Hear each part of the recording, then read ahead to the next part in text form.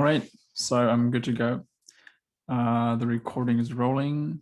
Let's see, there's 19 participants. So Daniel asked a good question, what we'll be learning today. We'll continue, remember what we did last time. Last time I introduced you to this new notation for which we had almost no motivation to. And today we'll see how this, this notation of tableaus will help us to figure out the canonical form of nilpotent matrices. Okay, so and then right, the plan for the rest of the course, actually I should mention this now. So we're going to finish this nilpotent canonical form, and then in week 11 we'll generalize this and look at the Jordan canonical form. This will be covering section 6.3 and 6.4.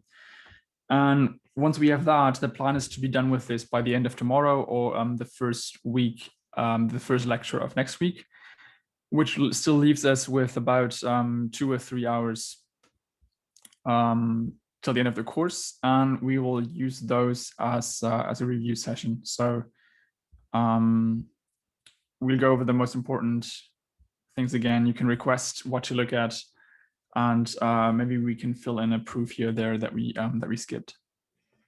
But for now, let us continue with week 10 today. So the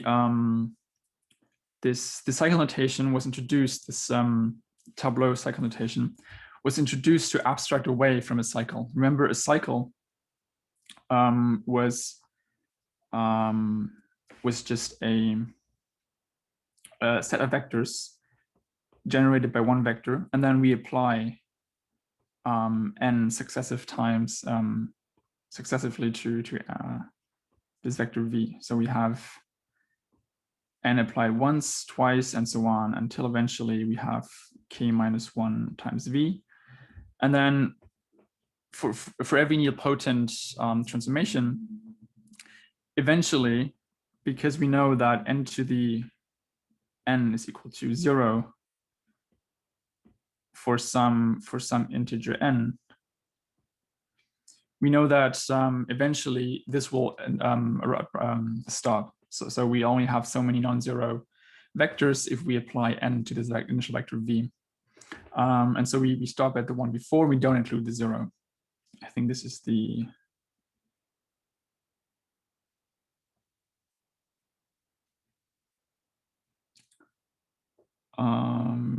right, and then we introduce the cyclic subspaces CFV for these vectors. Okay, so what if we have multiple cycles to keep track of, the usefulness of tableau notation is that we just don't care what the actual vectors are, we just care about the lengths of these cycles. So this means if we consider cycles alpha 1 to alpha r, which are all generated by some v1 to vr, and they have length k1 to kr, then we just write a row for each cycle, which has exactly the length of the length of the cycle. And then we sort them. By their length.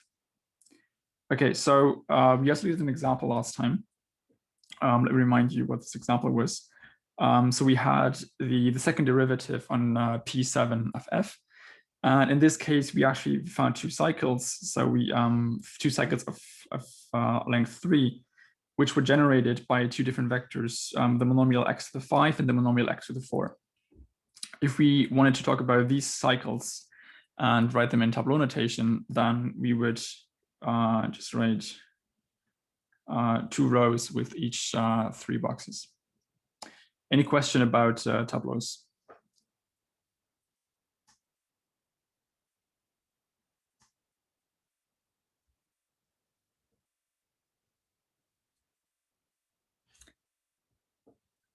Okay, so the next discussion is consider a tableau of this form. So this means this is a tableaus representing 3 cycles, alpha 1, alpha 2, and alpha 3. in this order. So this is alpha 1, alpha 2, and alpha 3. And then try to answer these questions. Which of the elements representing each of these boxes is necessarily in the kernel or in the image of n, which are in the image of n2, n squared, and which is in the image of n to the 3, and also at the same time the kernel of n. I'll give you 2 or 3 minutes to think about this. If you have questions, please write in the chat, or if it's clarification, you'd also just raise your hand.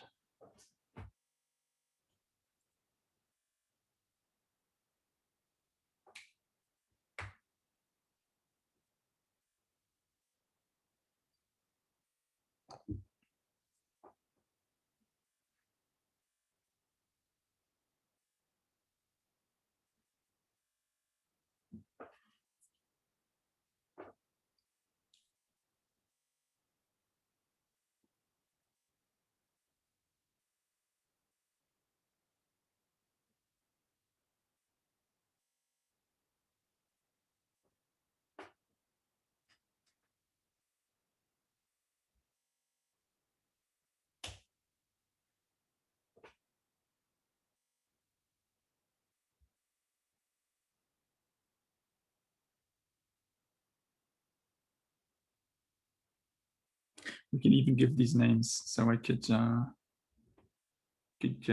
them V1, V2, and V3. And then we would apply n, this nilpotent transformation, to get different powers to get the other elements.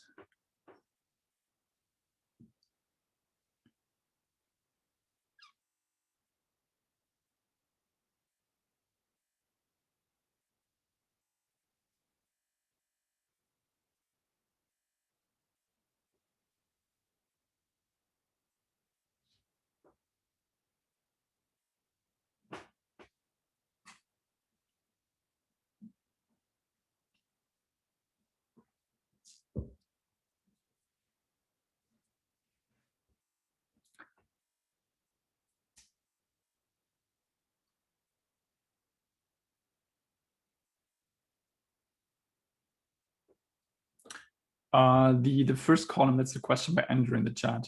So the first column, which is this, is non-zero. So remember that when we have a vector v that generates a cycle, we'll stop at the last vector. So this is so then the next one, n to the k v, would be 0, but this is non-zero. This is the last non-zero vector before it becomes, yes, exactly. Ardan clarified that as well. Okay, any ideas? Any suggestions? If it's confusing, you can just disregard this necessarily, because this is just to make it precise. Otherwise, I will be telling somewhat of a lie. But if that's confusing, maybe just don't think about this for now and only answer the question without that. Yes, Jency said in the chat that, so these ones, let me try to highlight this. So everything in the last column will have to be in the kernel, because if we apply n again, then it's sent to 0. If it was non-zero, we would attach another element to the cycle. So this is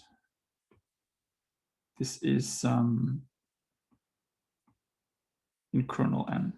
Okay, what about the image of n? Which of these boxes are necessarily in the image?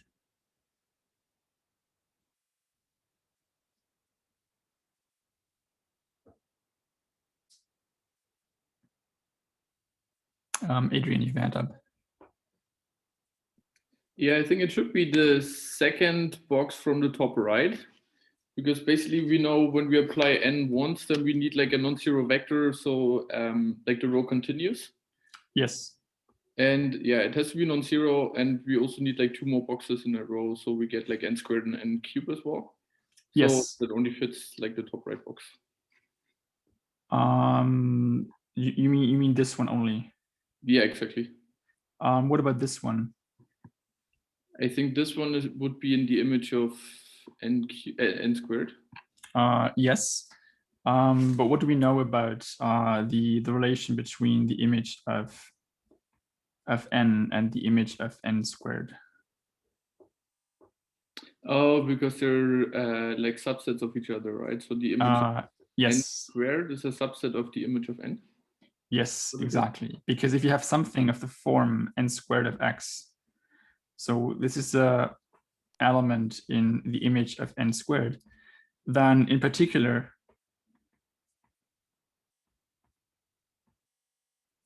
n squared, in particular y is equal to n of x. So it is also n applied once to some other vector. So this means it's also in the image of n. So this means, now I have to erase these. Try to.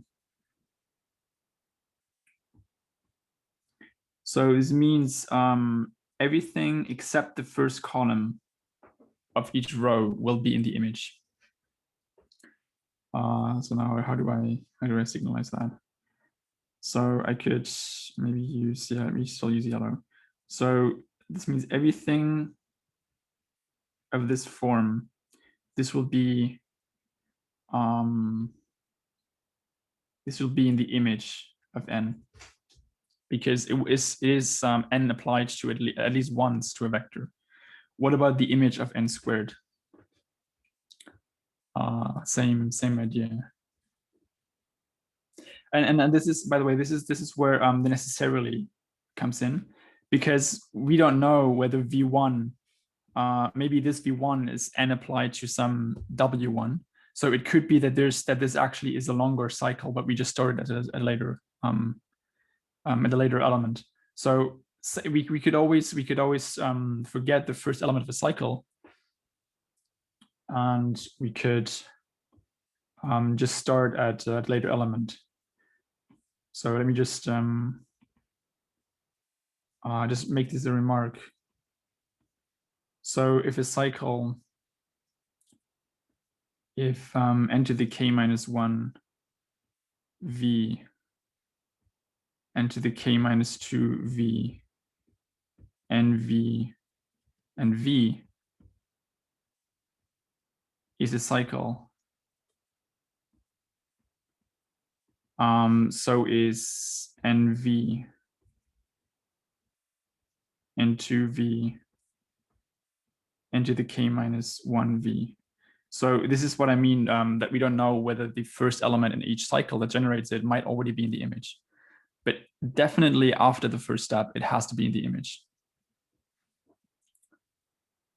Yes, Aditya said that, okay, I'm running out of colors. I don't want to make it,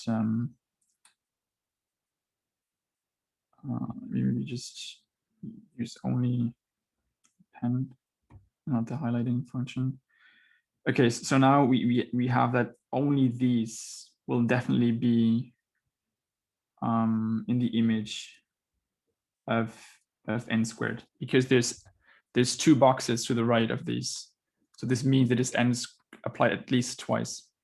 Okay, then last one. What about the kernel of n intersect the image of n to the 3?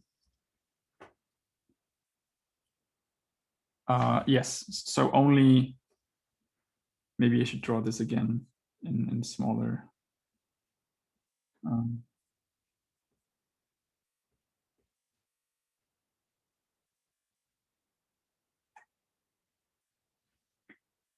So it's only this one.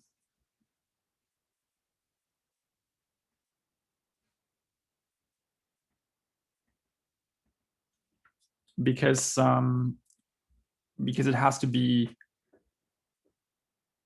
of the form that at least n was applied at least 3 times, and also it has to be in the last column. Okay, so this discussion is very important, because we're going to come back to this when we try to find a certain basis later. Any questions before we continue?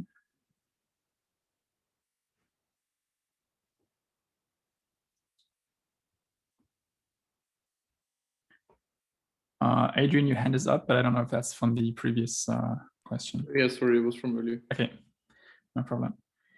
So let's continue with a different discussion. Suppose that n is a nilpotent summation on a vector space of dimension 6. Now, also suppose there's a single vector which generates a cycle of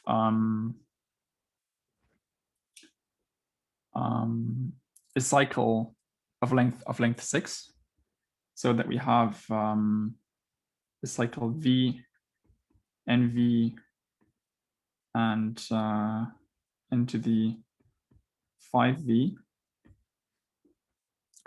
and then try to answer the question if first of all alpha is the basis of v, and then what is the matrix of n in this basis.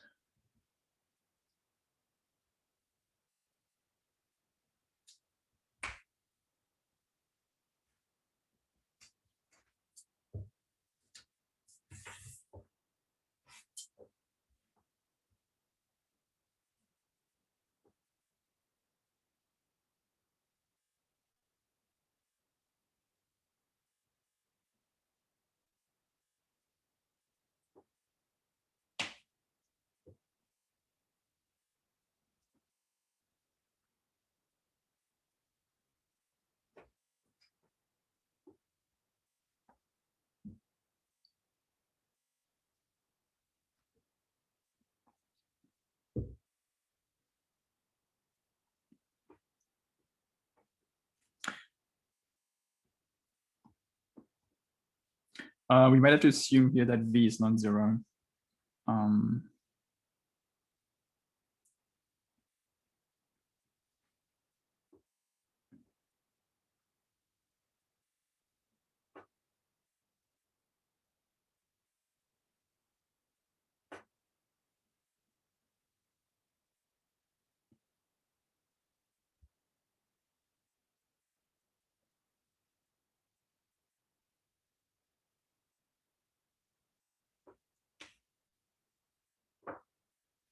There's many good questions and ideas in the chat. I'm gonna comment on them in a second, but I want to give you more time to think about this.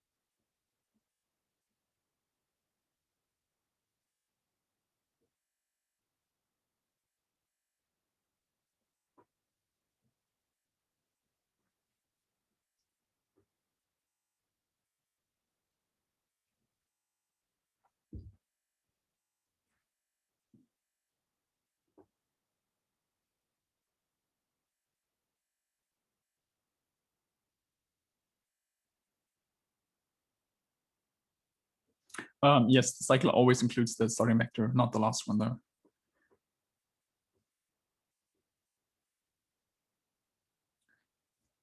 Okay. Did you have enough time, or should I wait more till I comment on the? I mean, maybe just comment on the other things in the chat, and then you can comment if you have more questions, if that makes sense. Okay, so this identity cannot be this matrix can't be the identity matrix because that is not nilpotent. So let me start with one. So the identity which is which has this matrix is not nilpotent.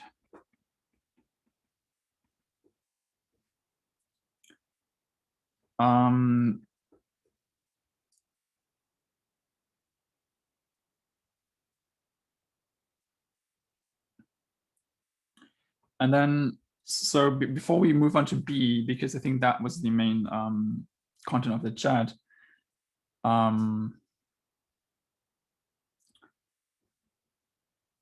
if we first need to check whether this cycle generated by one single element is independent.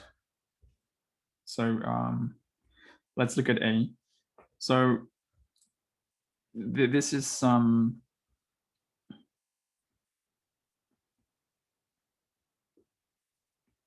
this can be done by induction. So we can show by induction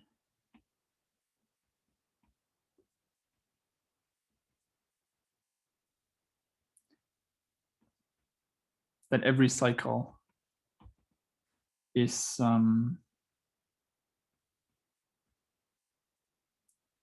independent. And by induction, I mean induction on the length of the cycle. So so case this is called the base case. This just means that cycle length. This is a cycle of length 1. V is independent if V is non-zero. That's just clear because we've talked about this before. So now the induction step.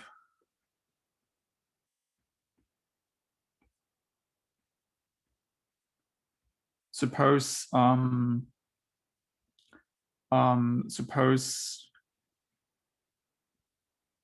cycles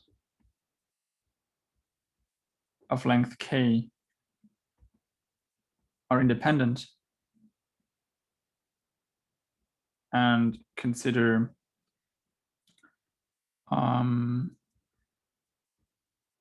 n k v n v and v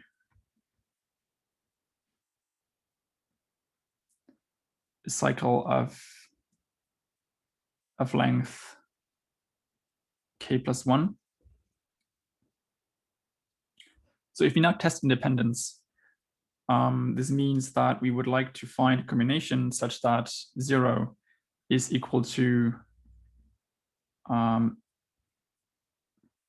A1 times nkv plus A2 times nk minus 1v and so on, ak times v. So the question is, does a linear combination with coefficients a1 to ak exist, non-trivial, such that this is true? Now, if we apply n, then what we see is that, well, n of 0 is 0, and this is equal to n of a1 kv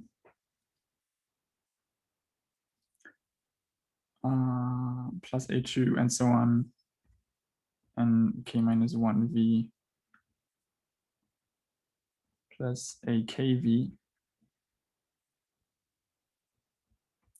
But because this is linear, we can just rewrite this as n to the k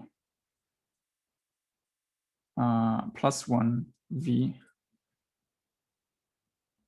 plus a2 into the kv and so on, ak and v. And we notice because this was a cycle with the last element n to the k of v, this will be 0. Because the last element is in the kernel. So this means this term vanishes. And so this means we're actually asking the question of whether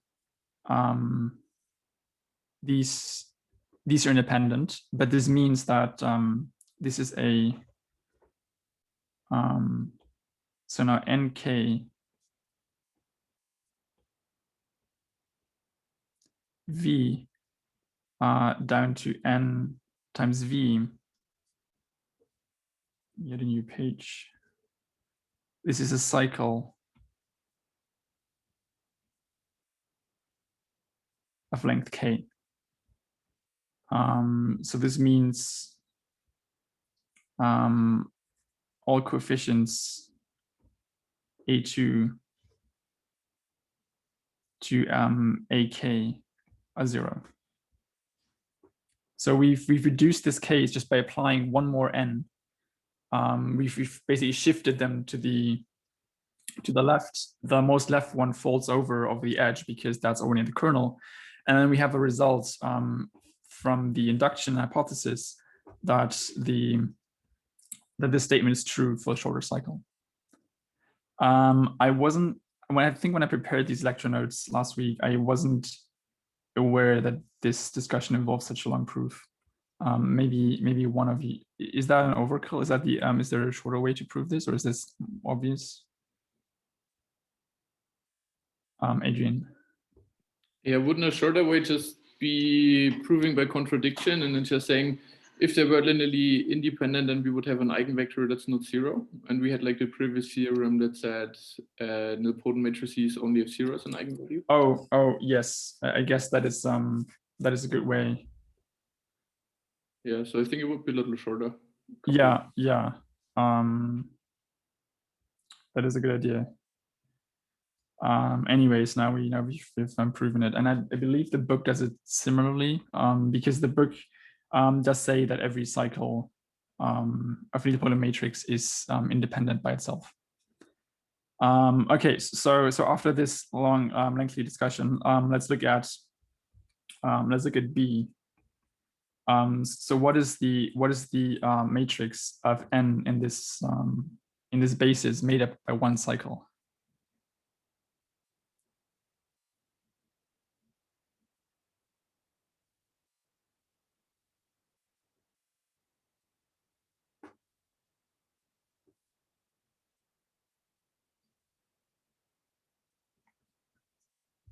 So to find the matrix, we need to apply n to the first basis vector. And this means that, well, when we apply it to the first basis element, remember that alpha is into the 5v and v. So we already apply it to n to the 5v, then this is just 0. And if you take the coordinate tuple of this in this basis, this will just be the 0 vector. Now for any other vector, so when we take into the jv and apply n to this, and then take the coordinate tuple in this, so this is clearly n to the j plus 1 applied to v, but this will just be the next coordinate vector. So whenever we apply n to one coordinate vector here, so to n to one basis vector, we'll just get the next one. So this means this is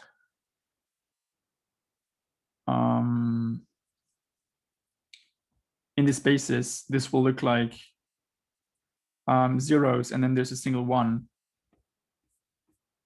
at which I believe this is j minus 1. Yeah, this should be the j minus 1 entry.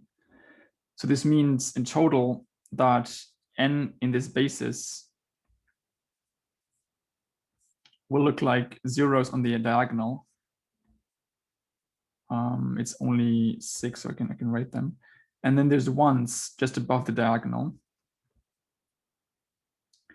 And everything else is 0. So this is all 0, and this is 0.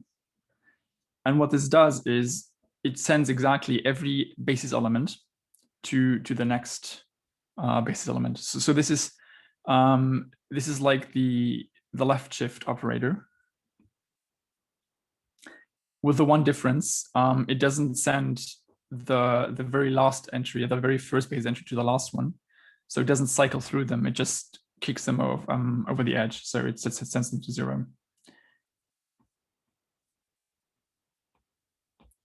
So I want to write that this is similar to the left shift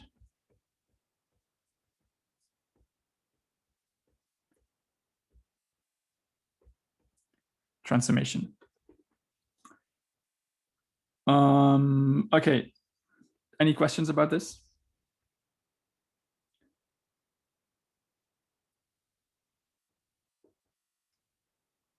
So Johan asked, why is this the J minus first entry? Well, if you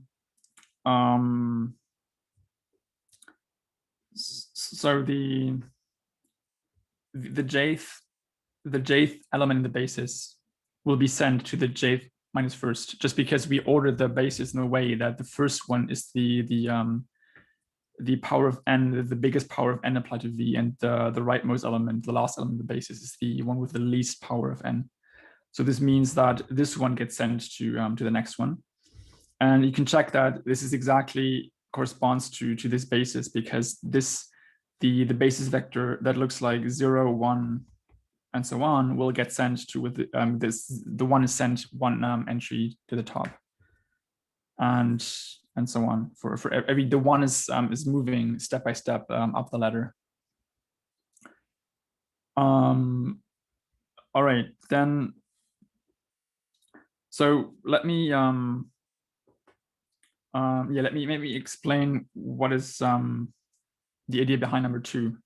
So now say that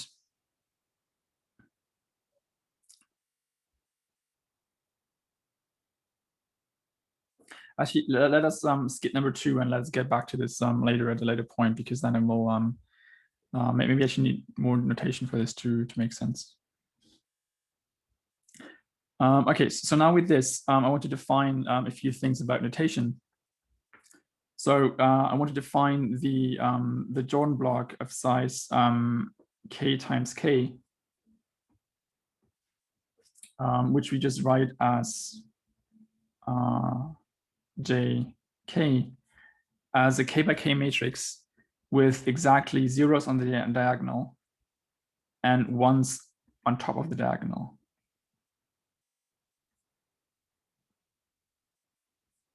So this is k by k. This is a matrix in MAT224 with I guess I didn't specify that they have to be real numbers. So this is exactly the kind of matrix that we just found. So the next notation that we need is a direct sum of matrices. Suppose we have a matrix of size n, and B is a matrix of size m by m. Then I want to define A plus B to be the matrix with blocks AB.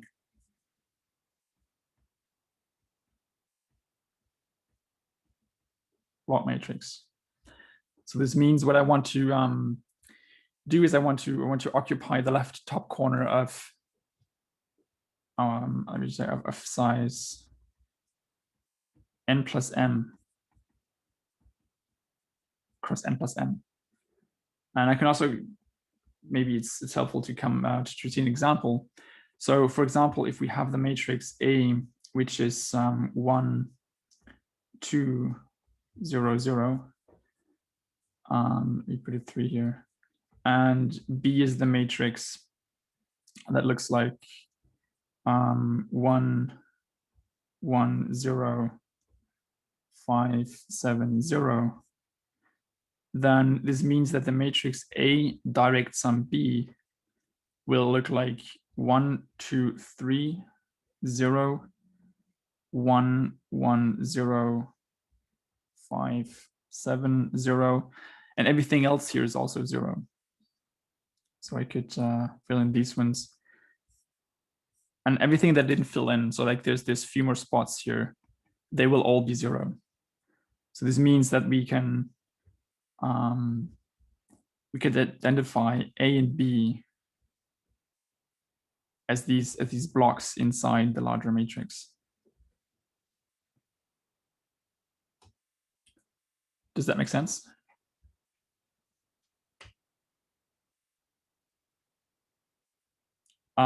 Yes, you can think of these as 4 quadrants, but be aware that these empty spaces here might not be square. So if you have the direct sum of 2 matrices of different sizes, then this will not be a square matrix. So you can call this a quadrant, but it's not necessarily square. And if you combine this, so you could even you could recursively apply now A plus B plus C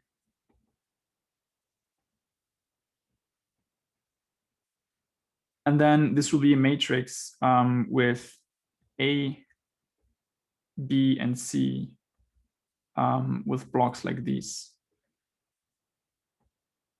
So this would also this would just be defined recursively by having the direct sum of A with C and A plus B.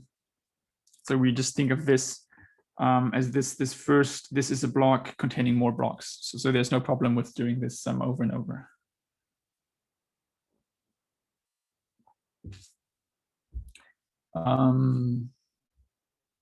No, this operation does not commute, but it is associative. So it means whether we consider this as a block first, and then we add the A to the red block, or whether we have the green block and then add C to this block, doesn't matter. Okay, so a nilpotent Jordan matrix is of the form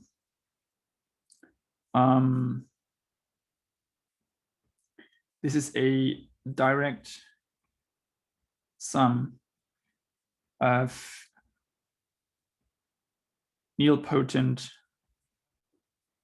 Jordan blocks. So J is of the form JK1 plus JK2 plus JKR.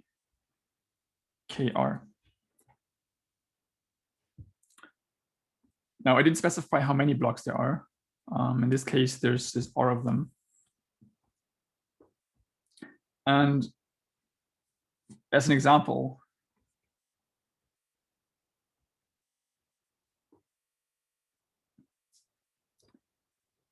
we could take, let me write this here. J is equal to 0, 0, 0 with 2 1. So this will be a block of size 3 by 3.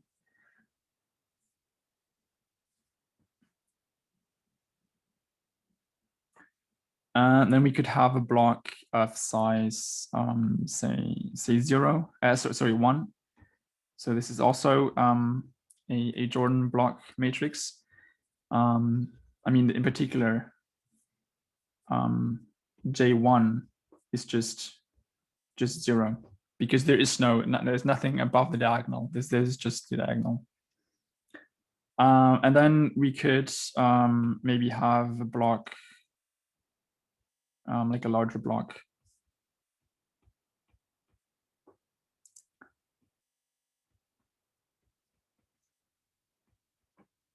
So anything of this form, doesn't matter which sizes these blocks are, is called a nilpotent Jordan matrix.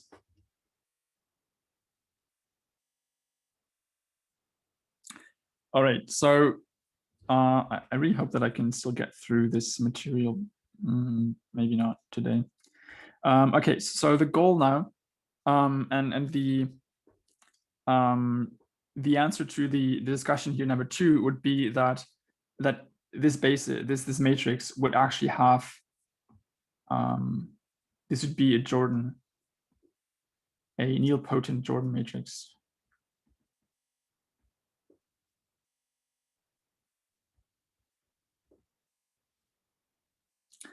And the length would depend on the length of the cycles, alpha 1, alpha 2, and alpha 3. Okay, so the goal is now to find for any transformation, to find a basis such that the basis is made up out of cycles. So we want to take a union of different cycles such that it creates a basis of V. And then we can write the transformation as a direct sum of the matrices of Jordan blocks. Now, there's still some questions that we need to answer in order to do this. Well, first of all, how many cycles do we need? In this discussion previously, it was just one cycle for there was a cycle of length 6 that was the basis, but maybe it doesn't exist. We don't know that yet. It is not clear which cycles are the ones that we should consider, and we don't know how to find these cycles. So all of these questions I'll answer now. So the proposition 6.2.4 in the book gives us a partial answer to this. So if you have cycles of length ki, then the union of these cycles is independent if and only if the first column is independent. So let me maybe draw this graphically. This is of course only an example. This applies to any kind of tableau.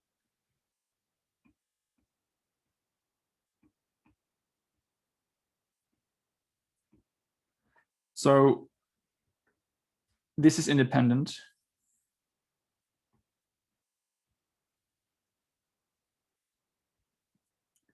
If and only the last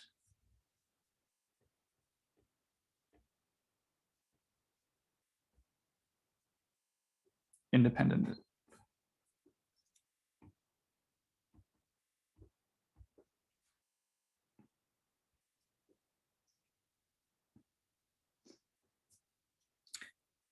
Okay, so let me give you a sketch of the proof.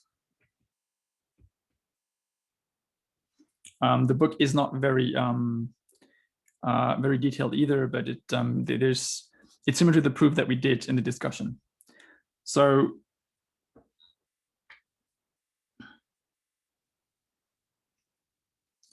first of all, we suppose that suppose the longest, or consider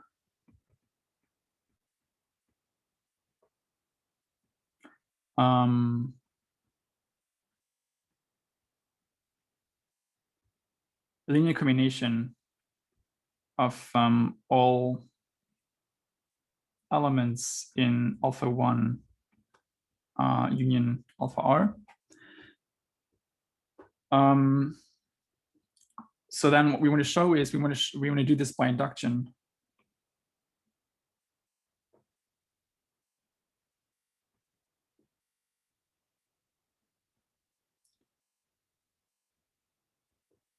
Apply n L times to this combination where L is the longest is the length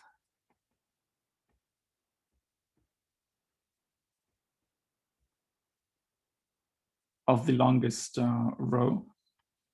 So in this case, it will be the top row. Actually, let me L minus 1 times. So what does this do? So if we have a linear combination and we have vectors in this linear combination, one for every box with some coefficients, and we sum them up, then what happens if we apply this L minus 1 times?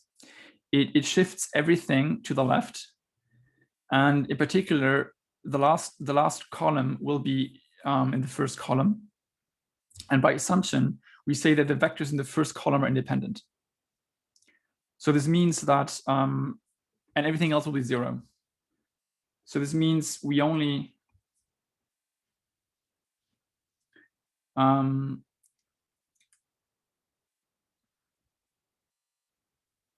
the terms from the last column in the tableau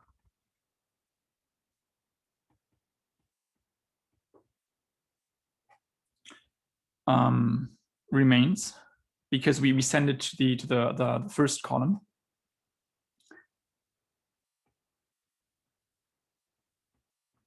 By assumption,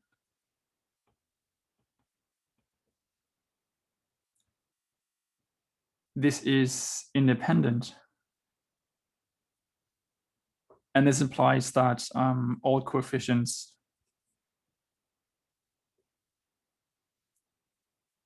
are 0.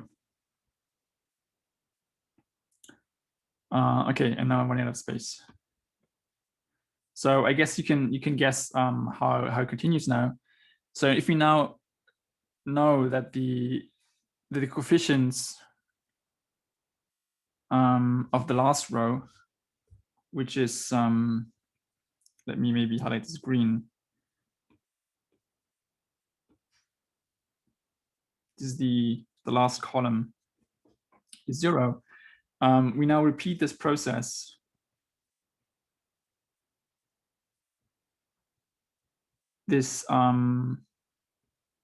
with n to the linear combination L minus 2 times. So then this means that we will get this combination. These two columns will be in the last and the second last, the first and the second column. But the last column has already 0 coefficients. So now we say that then also this implies the second last column has to have 0 coefficients.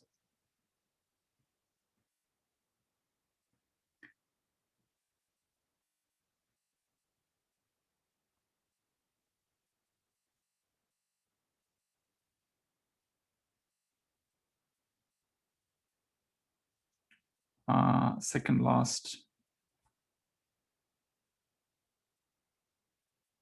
0, and then we just keep going, and eventually we know that every single coefficient has to be 0. Any questions about this? The main idea here is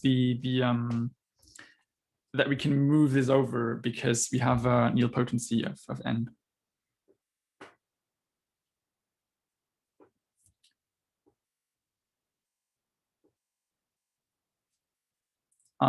Oh, okay. So if you apply n to one column here, then it just becomes the next column, because this column is exactly n.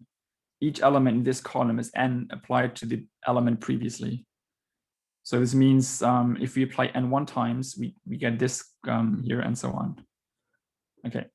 Let me maybe go 2 or 3 minutes over time, because I want to finish this train of thought until yeah, maybe this theorem. So if we, this is just notation. This is just yeah, notation really. So if you have cycles which are such that the union of these cycles is linearly independent, we call them non-overlapping. And this just, I guess, makes sense, because then we can take the union and still have a linear independent set. And then if you have a basis consisting of these non-overlapping cycles, then we call this a canonical basis.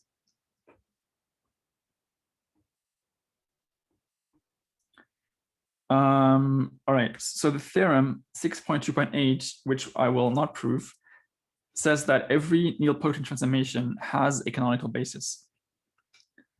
And that's the main theorem in this section. So for every nilpotent transformation, I can find some cycles such that have enough elements to make a basis for V. And the last thing I want to stress in this, before I end this lecture today, is this lemma 6.2.9, because you might wonder, okay, what kind of cycles, how long are these cycles that we need to find this canonical basis? Well, the lemma says that the tableau of a canonical basis for n has predefined length of columns. So this means that if you tell me that there's a canonical basis for a nilpotent transformation, then the tableau, I mean, it's made of, by definition, of cycles. Then the tableau of this cycle, which we can either think of a bunch of columns or a bunch of rows, has this is the first column. The column J has this number of boxes, which is the dimension of the kernel to the jth power minus the dimension of the kernel to the j minus first power. The proof of this lemma is in the book. It's a lot of technical things that I don't want to go through right now. But I want to rather end here, and then tomorrow we'll continue with this discussion.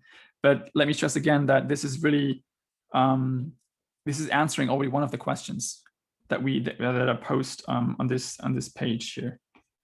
It says that, first of all, the theorem says there is a basis made up of cycles, and the second, the lemma says that these cycles have all predetermined length. So we don't know what these cycles are yet, but we know exactly how many cycles we need, and we know what length these cycles have. Okay, this is it for today, and we'll continue right here we left off tomorrow. Do you have any questions?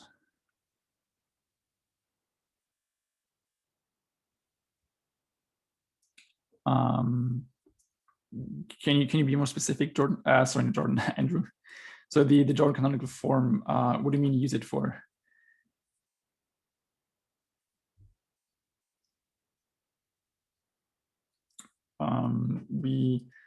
So this nilpotent Jordan form will be useful to find canonical forms for any kind of transformation, and you can think of this as an extension of diagonalizability. So when something's diagonalizable, we were interested in this because having a diagonal form makes it very easy to take products of matrices. So a product of matrices is a lot simpler to compute when they're both diagonal. And in general, the more entries in a matrix at 0, then the nicer the computations are. And already here, you've seen that in this example, that the right basis for this V will give us a matrix representing it with a lot of zeros and only a few ones. If you're not asking about applications, then I'm not an expert, but in quantum physics, and if you do computations, quantum mechanics and physics, you have a lot of matrices that you have to compute things with on the computer. Now, a computer can do a lot of computations, but even then, if you have a matrix of size 1,000 by 1,000 or maybe 10,000 by 10,000, it's a lot simpler to do these computations, and they require a lot less capacity of the computer, computational power, if a lot of zeros, because that simplifies the process a lot. So our general goal for this week and for the end of the lecture is to find a canonical form, a nice form for every kind of matrix, so for every kind of transformation. So for now, we're talking about nilpotent matrices, but we'll tomorrow move on to matrices which are not nilpotent. And then there's a very, the step, it might seem like a big step to go from nilpotent matrices to any kind of matrices, but you'll actually see that it's just a small step that we have to take. Yes, exactly. So Andrew just said also in the chat that it's the same idea. I think I mentioned this maybe at the beginning of this of these notes. Yeah, so this is the kind of key message here, that diagonalizable matrices have a normal form, which is diagonal. That, I mean, no one would argue that that's the best form a diagonalizable matrix can be in. And if it's not diagonalizable, then the question is, what is its canonical form? So here, I'm going to claim that what did I say it? I claim that, well, I haven't made this precise yet. I'm going to do that at the end of this slides. That for a nilpotent matrix, a nilpotent Jordan matrix is the canonical form. So there's always a basis such that a nilpotent matrix will look like this. And we're going to compute what these blocks are. And we're going to compute from the nilpotent matrix itself what the basis might be. Okay, I mean, this is not part of the lecture anymore. I'm just trying to answer questions. You're free to go, so I'm not going to do anything new. Actually, let me stop the recording, and then this will just go over into my office hours now. If